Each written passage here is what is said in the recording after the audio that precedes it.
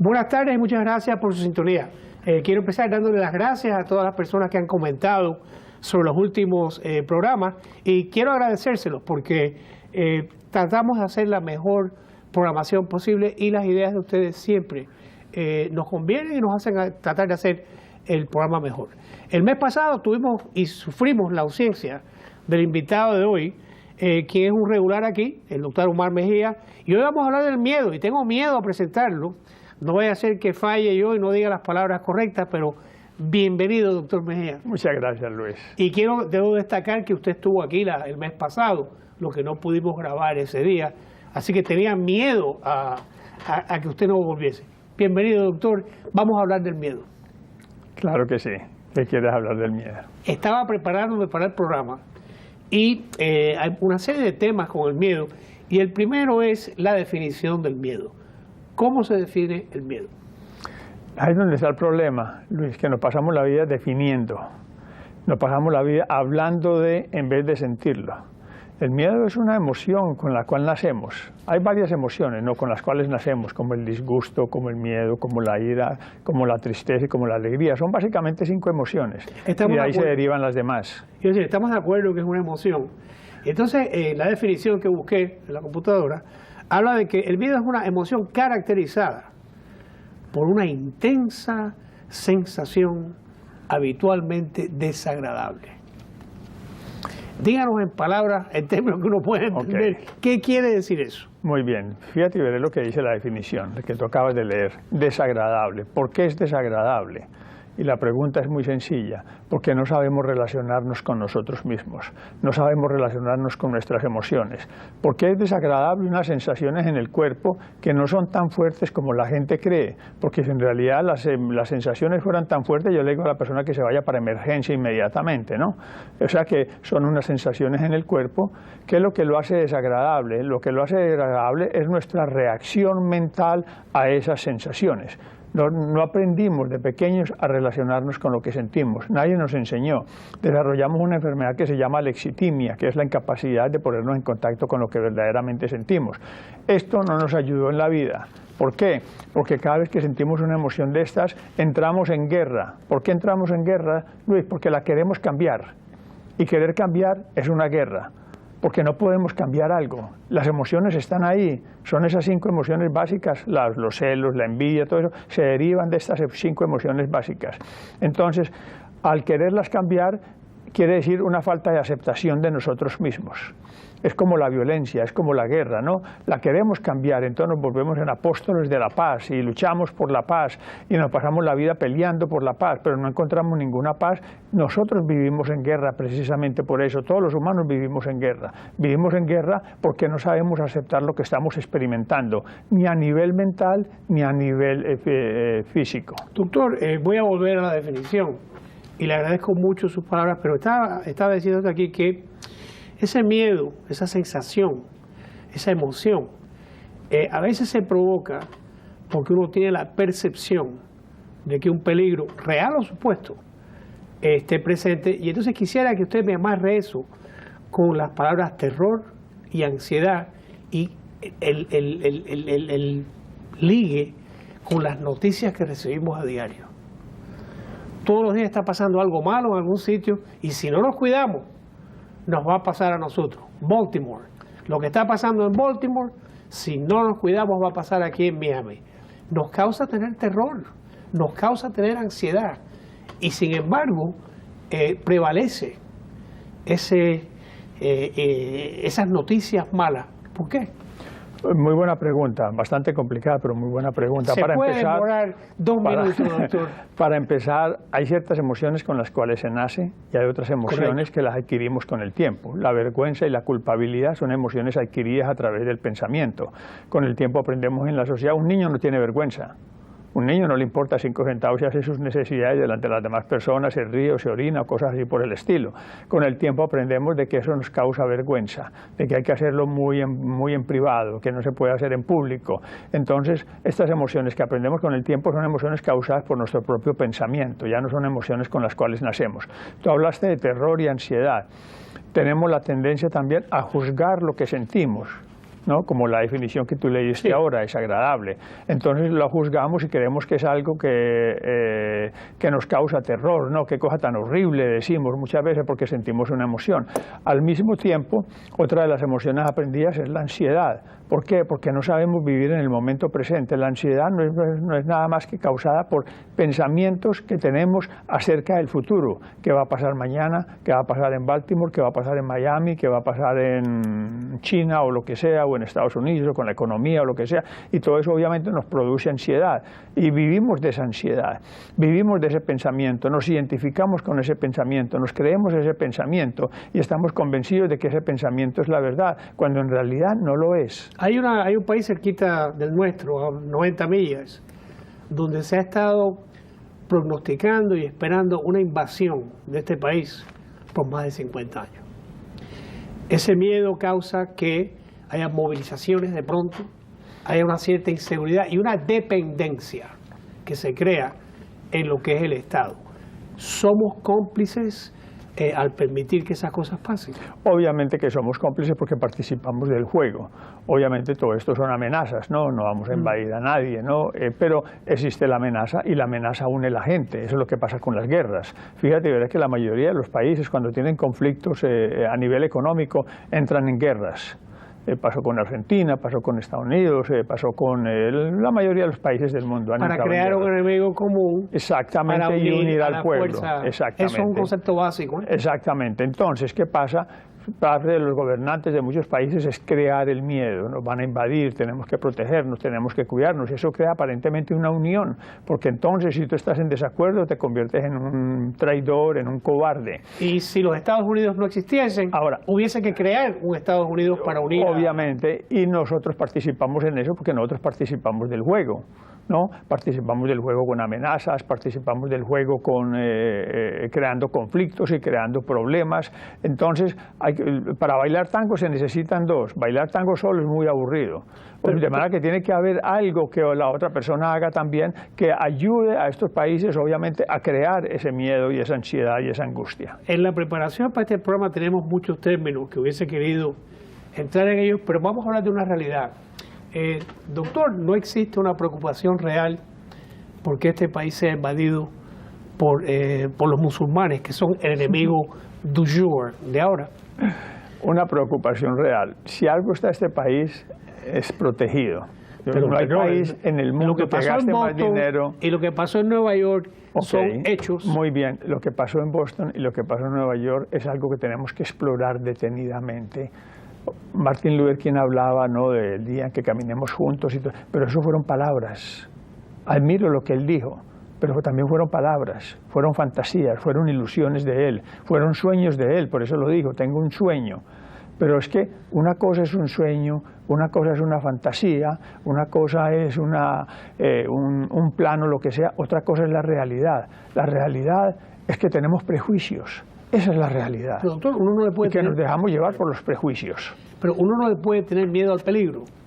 Yo sé, por ejemplo, que si me voy al bosque y hay osos, que si no me cuido, no puedo morder un oso. Obviamente, pero no podemos avanzar tanto y vivir en el futuro, sino que tenemos que mirar para poder prevenir verdaderamente lo que está pasando. Y para poder lo que está pasando tenemos que empezar a mirarnos a nosotros mismos. Primero que todo, ¿por qué tenemos que crear categorías? ¿Por qué tenemos que crear la categoría de colombiano, de cubano, de negro y amarillo, de blanco, de todas estas cosas? Si en realidad todos somos seres humanos. Ahí yo creo que el hecho es que estamos viviendo en este momento y esa es nuestra realidad. No es nosotros no podemos recrear el mundo hoy. Obviamente recrear no de diversión, sino obviamente que es la realidad, pero no sabemos ir al problema. Tenemos que ir al problema, tenemos que ir al conflicto, porque nosotros somos los creadores del conflicto.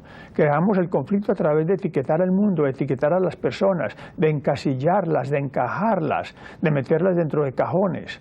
Nosotros, y siempre por lo regular, por ejemplo, en Miami siempre ha habido que el colombiano, recuerdo cuando yo entré a estudiar acá en este país, cuando yo llegué al colegio, lo primero que me preguntaban, ¿de dónde es? De Colombia, y mismo se me arrimaban después de clase, y tiene marihuana, o cosas así, y automáticamente para ellos ser colombiano era traficante de marihuana. Doctor, yo creo que una vez más usted me saca del libreto. La colonia más grande que había en el año 61, hispana, en este país era la puertorriqueña. Por la segunda, cuando empezamos a llegar los cubanos, era la colombiana, así que ustedes estaban aquí desde hace tiempo. Esa cuestión del estereotipo y todo, quizás sea el miedo a no poder entrar. Y entonces, esto es una cuestión, y vuelvo a la definición, ¿eso es neurótico o es una cosa que es real? Es una creación de nosotros mismos. Es real en el sentido de que no la creemos, de que estamos convencidos, de que nuestra mente la necesita para sentirnos superiores a las demás personas. Sí, utilizamos a los demás, utilizamos su pobreza, o utilizamos su clase social, o utilizamos su físico, o utilizamos su raza, su color, para poder sentirnos superior. Es esa necesidad que tenemos los humanos, como no nos aceptamos, como no nos queremos, como no sabemos observarnos a nosotros mismos, entonces ¿qué es lo que hacemos? Lo que hacemos es compararnos con los demás para poder sentirnos mejor, para poder sentirnos superiores. Pues yo tengo ahora la obligación de cambiarle yo el tema a usted. Y le voy a pedir que me diga, ¿no hay algo que se puede descifrar o medir bioquímico en el cerebro de uno cuando uno tiene miedo? Obviamente que cuando tenemos miedo hay unas sensaciones en el cuerpo. Esas sensaciones causan una reacción mental en cada uno de nosotros. Obedecemos a las reacciones mentales. Estoy sintiendo esta sensación. Hay un show que a mí me gustaba mucho, llamaba Sanford and Son, no sé si alguna vez lo viste. Exactamente, y a él le daba, al viejito le daba un ataque al corazón cada vez que manipulaba a todo el mundo así, manipulaba a su propio hijo, pues llegó un momento en que ya nadie le creía, ¿no? El momento que ya sentía una verdadera sensación, ya nadie le creía porque él manipuló durante muchos años con eso.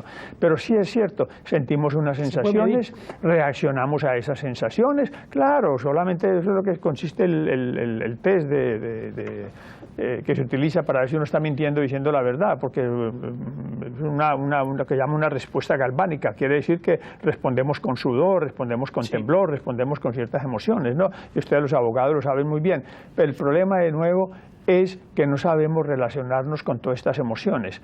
Entonces respondemos a estas emociones, perdemos la objetividad, obviamente. ¿Por qué? Porque el pensamiento crea una telenovela, ¿no? Los cubanos tienen un dicho, que muchas señoras cubanas que decían, ay Dios mío, o otra, me voy a cortar las venas, ¿no? La primera vez que yo conocí a una muchacha cubana me dijo, me voy a cortar las venas, y yo dije, ay Dios mío, llamé a otra amiga mía, le dije, se quiere cortar las venas, pero es una respuesta a una emoción.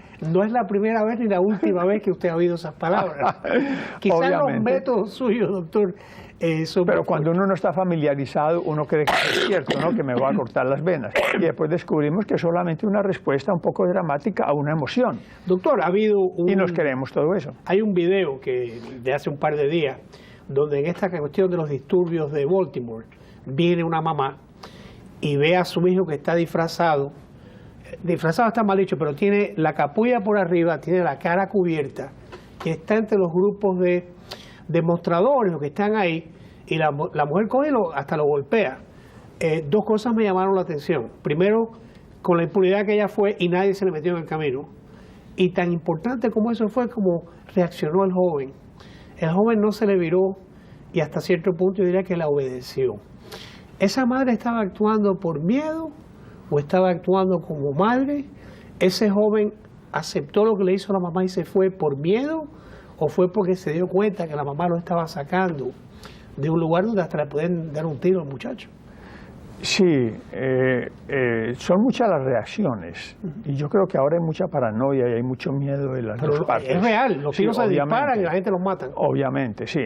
Entonces, yo me imagino que la policía debe estar bien nerviosa también en este momento, ¿no? 20 lesionados hasta el martes. Exactamente, recuerdo que en Nueva York hubo ese problema que pasó antes, que ya ni siquiera estaban arrestando personas, entonces ya la gente tiene miedo, obviamente. No estoy defendiendo ni a la policía, ni estoy defendiendo ni al uno ni al otro, estamos hablando porque cada de uno es responsable, exactamente. Pero sí, hay mucho miedo y hay mucha ira, y esa ira está dentro de muchas personas. Pero la mamá no tuvo miedo cuando fue allí y se metió y sacó a su hijo, ¿eh? Obviamente, porque las mamás por lo regular tienen un amor que es muy diferente, es un amor que no tiene nada que ver con el pensamiento. Una mamá no se deja llevar por su pensamiento. Cuando un bebé nace, el bebé puede ser muy feo, A lo mejor a los ojos de muchas personas puede ser bien feo, pero para esa madre es el bebé más hermoso que Dios ha creado sobre la tierra. ¿Por qué? Porque es el verdadero amor de aceptación, de comprensión, de entendimiento, de validación, de valoración. En ese amor no hay juicios, en ese amor no hay palabras, en ese amor no hay miedo siquiera, porque la mayoría de ese miedo, de nuevo, es causado por nuestro propio pensamiento. Y lo vemos hasta en los animales. Vemos que la mamá protege a sus cachorros, o sea, yo no sé si es un instinto. Tenemos mucho que aprender de los animales. En estos días me vi una película llamada Monkey King, Kingdom, algo así por el estilo.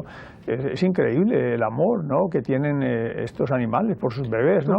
Cosa que nosotros lo hemos perdido, porque lo depositamos, yo le decía a mis pacientes siempre, usted le deben la sanidad a las señoras del servicio, a las sirvientas de su casa, que eran las que les daban amor y no sus padres. Se le critica mucho al alcalde de la ciudad de Baltimore que ella no intervino antes de que quemasen un par de lugares ahí a una milla en estas protestas por la muerte de este muchacho Gray, que por cierto, es posible que mañana, pero nuestro programa sale después, tengan las conclusiones de quién fue el culpable.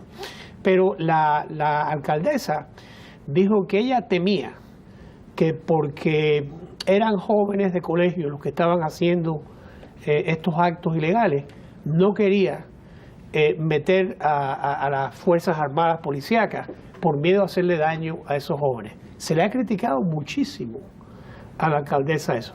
Era miedo, estaba actuando con sensatez, estaba evitando el mayor de dos males. Vamos a mirar esto bien, ¿no? Si hoy amanece nevando y tú querías ir a pescar, obviamente vas a odiar la nieve y vas a criticar la nieve, ¿no? Pero si hoy amanece un día muy caliente, 30 grados de temperatura y soleado, y yo quiero ir a esquiar, obviamente me voy a sentir frustrado y viceversa, ¿no?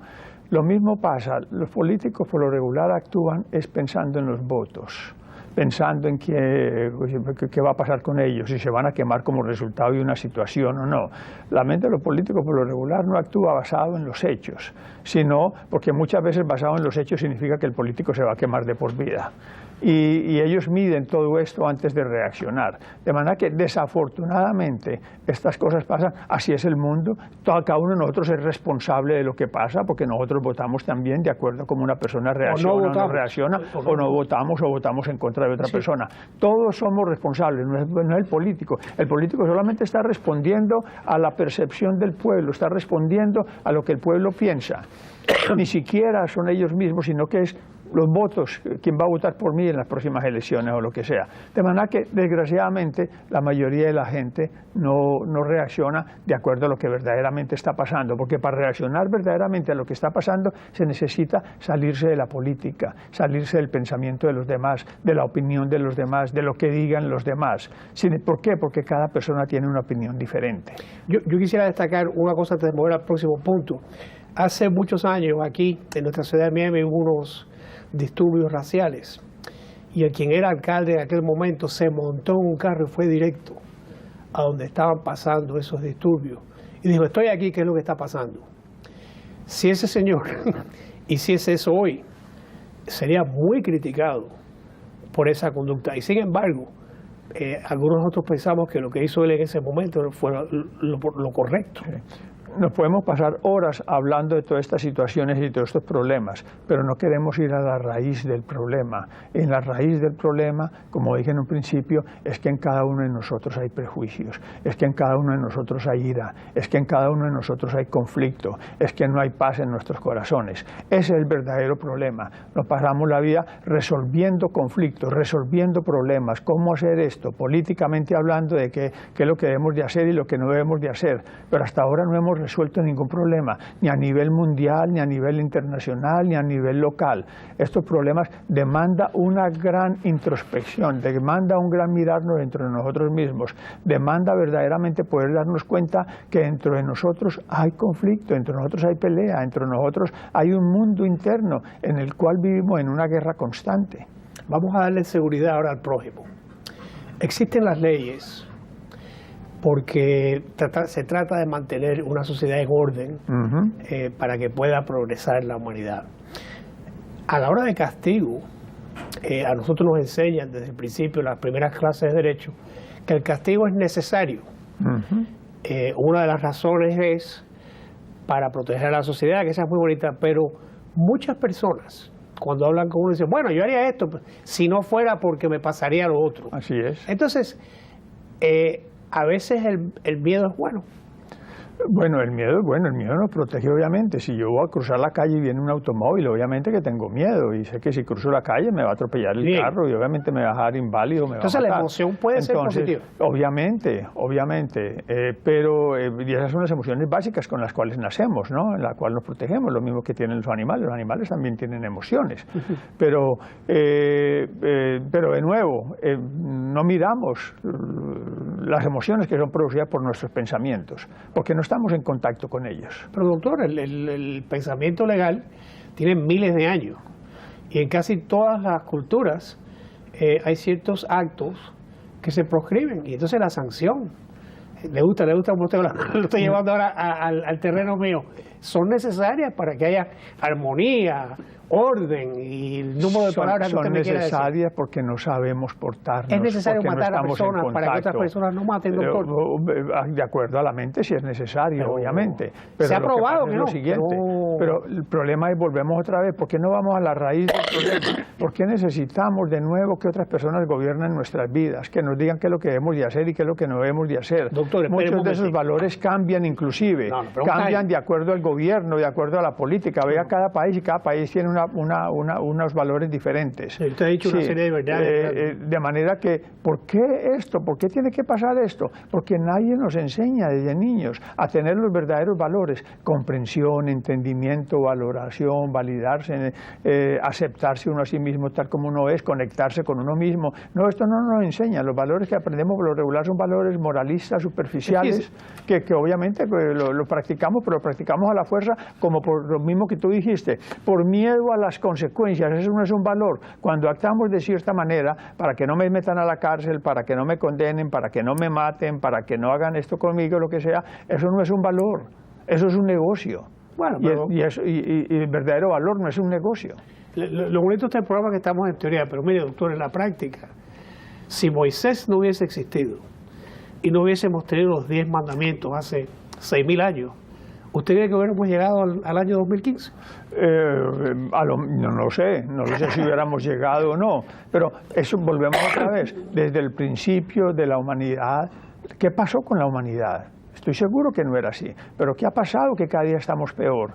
De nuevo, ¿por qué tienen que existir las leyes? Sí, son necesarias, sí existen, pero no nos hacemos la pregunta, ¿por qué no estamos en contacto? Porque cada uno de nosotros a lo mejor está tratando de quebrantar las leyes. Pero, doctor, y entonces tiene que haber, ¿por qué los abogados están buen negocio?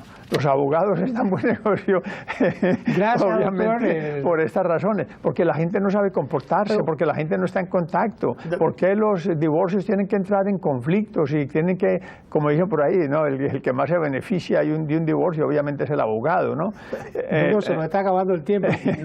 No puedo dejar pasar unas cuantas cositas, pero mire, hasta la definición de lo que es el matrimonio en estos momentos en la Corte Suprema se está determinando. Pero usted me está hablando de ciertas cosas y mire, que yo sepa, el concepto del respeto al derecho ajeno no lo tienen los animales. El animal más fuerte es el que se busca las hembras que él quiere, sea cualquier el tipo de animal. Entonces, para que haya cierta conducta que podamos vivir entre todos, sí hace falta tener esas leyes, y lo triste es que si no hubiese miedo, no hubiese leyes, ¿no? Hace falta, es necesario precisamente por eso. Porque no somos espirituales, porque no somos personas que estamos en contacto, porque no somos personas que nos conocemos a nosotros mismos. Por eso hace falta que otras personas dirijan nuestras vidas, por eso hace falta que otras personas nos digan cómo debemos de comportarnos, qué es lo que debemos de hacer, porque no tenemos respeto por las demás personas, porque no nos valoramos a nosotros mismos ni valoramos a los demás, porque no nos respetamos a nosotros mismos ni respetamos a los demás, porque no nos validamos a nosotros mismos ni validamos a las demás personas. Por eso hace falta, y eso es lo que hay que entender. Y empezar algún día, empezar a trabajar verdaderamente en nosotros mismos y darnos cuenta que si queremos vivir en una sociedad donde haya paz, donde haya tranquilidad, donde no existan todos estos problemas que tenemos, donde no hayan guerras, Tenemos que trabajar cada uno en nosotros mismos, porque por ahí se empieza el trabajo, se empieza por uno mismo, no por cambiar a la sociedad en general. Doctor, en las décadas que lleva usted ayudando al prójimo, ¿cuál es el miedo más grande que tenemos nosotros? Lo dije mal. ¿Cuál es el miedo que No, muy buena pregunta, porque es que le tenemos miedo a todo. Ese que no es el miedo más grande. ¿Dónde empezamos a quitar los miedos? Le tenemos miedo a todo. Sí. Salimos a la calle, estamos muertos de miedo. Nos vestimos por la mañana muertos de miedo a ver si le va a gustar o no le va a gustar a las demás personas. Nos cortamos el pelo, nos afeitamos, nos arreglamos de acuerdo a qué van a pensar las demás personas. Manejamos de acuerdo a qué van a pensar las demás personas, a qué velocidad podemos conducir y no conducir. Tenemos un carro y estamos pensando qué van a pensar las demás personas. Estamos hablando y estamos pensando es qué van a decir los demás de lo que estamos diciendo, y hablamos con mucho cuidado y no decimos lo que verdaderamente sentimos o pensamos, porque tenemos miedo de que nos critiquen, de que nos juzguen, de que nos devalúen. Nos pasamos la vida muertos de miedo. El miedo ha existido desde hace muchos años y no hemos progresado absolutamente nada en eso, porque cada día tenemos más miedo. Antes de hacerle la última pregunta, me da miedo olvidar a las personas que nos ayudan en este programa, y quisiera dar las gracias a Al, a John, a Kerry, a Mike, a Ricardo, a Doug y a Jesús, porque siempre nos ayudan en los programas. Y si nosotros no tuviésemos miedo, ¿cómo seríamos?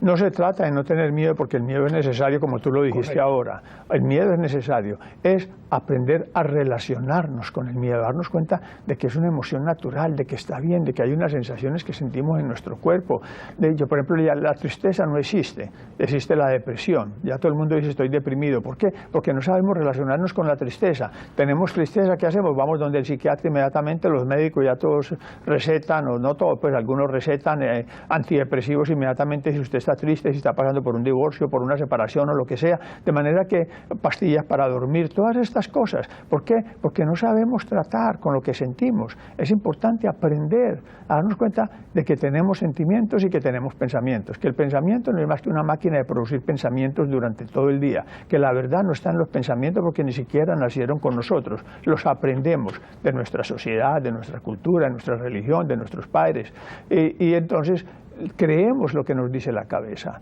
y estamos convencidos de eso, y ahí es donde viene el sufrimiento, porque peleamos constantemente, y muchas veces peleamos con nosotros mismos, peleamos por lo que pensamos, peleamos por lo que sentimos, no queremos ser así, y gastamos toda esta energía. Al final del día estamos cansados de botar toda esta energía en tratar de cambiarnos, y no de aceptarnos, y no de comprendernos, y no de entendernos. Doctor, se nos ha acabado el tiempo, y yo quería, antes de acabar este programa, decirle a usted que en los años que yo tengo las entrevistas con usted, yo tengo la seguridad, o me siento muy bien, porque nunca tengo miedo a hacerle a usted una pregunta. ¿Será porque tenemos comprensión? Porque estamos pensando juntos, y aquí lo que se trata es de que pensemos juntos, aquí lo que trata es de que investiguemos, no es lo que diga yo, no es lo que diga Luis, sino que la gente se mire, que cada uno descubra por sí mismo, que cada uno se observe a sí mismo, porque si no nos volvemos esclavos de ideas, de opiniones, de lo que piensa Luis, de lo que piensa Omar, de lo que piensa otra persona, y aquí no se trata de eso, porque eso no ha ayudado a la humanidad. Los filósofos, me he leído la vida de casi todos ellos, y prácticamente ni todos ellos han vivido una vida totalmente disfuncional. ¿Por qué? Porque se han pasado la vida escribiendo, hablando, pero nada de práctica. Doctor, muchas gracias, y se nos ha acabado el tiempo, y eso sí me temo que tenemos que parar. Hasta la semana que viene, que tengan una semana muy próspera, muy buena, y a usted, doctor, siempre es un placer tenerlo aquí. Muchas gracias. Gracias.